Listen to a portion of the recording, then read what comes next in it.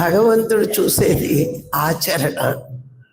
నువ్వు ఎంత విన్నావు, ఎంత రాసుకున్నావు, ఎన్ని క్లాసులు చెప్పావు కాదు, నీ జీవితంలో విన్న సత్యాన్ని ఎంత ఆచరణలో పెట్టుకుంటున్నావు, అది భగవంతుడు చూసేది. మనం ఆచరించిందే లెక్క, విన్నది కాదు, చదివింది కాదు, చేస్తుంది కాదు. నువ్వు జీవితంలో ఆచరిస్తున్నావు అంటే అది లెక్క పెట్టుకుంటాడు ఆయన. అంతేకాని ఆచరణ లేని విద్య ఎందుకు పనికిరాదు. ఆచరిస్తేనే ఆ విద్యకి విలువ ఉంటుంది. అందుకే ఆచరణలో పెట్టుకోవాలి.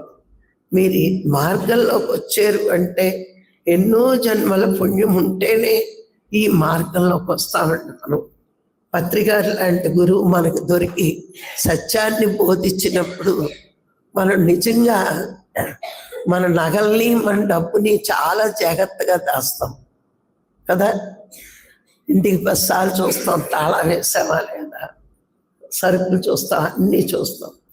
కానీ ఈ ఆత్మవిద్య, బ్రహ్మ విద్య అన్నది దానికంటే గొప్పది.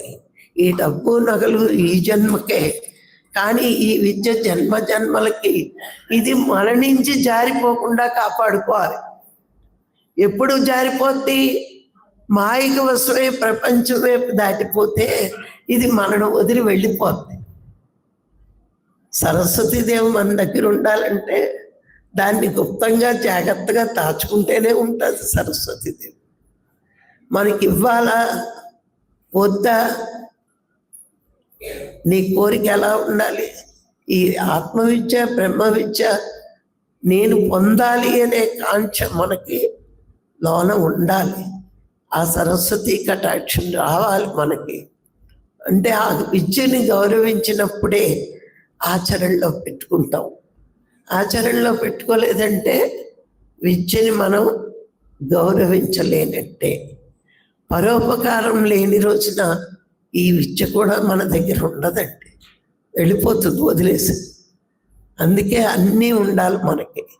సాటి మనిషి కూడా ఎప్పుడు ఉపకారం చేస్తాం, వాడు కూడా ఆత్మే అని తెలుసుకున్న రోజున అందరినీ గౌరవిస్తాం.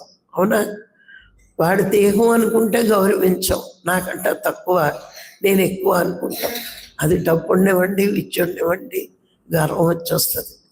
కానీ వాడు కూడా ఆత్మస్వరూపుడే అని మనకు అర్థమైన రోజున అందరినీ గౌరవిస్తాం. ఆ గౌరవం రావాలి. నువ్వు బ్రహ్మ విద్య నేర్చేసుకుంటే గొప్ప కాదు, పక్కోడు కూడా గొప్పవాడే, ఆత్మే